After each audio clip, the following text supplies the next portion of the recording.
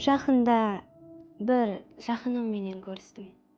Көзлері қайғыны төрлеткен, ал жүзі күлу керек деп миық тартып тұрар еді. Ол жақыным келін статусына ие. Келін, ол бөтен емес, ол шаңырағыңызға келген аманат. Жылы сөз оны өз қызыңыздай сезіндіреді.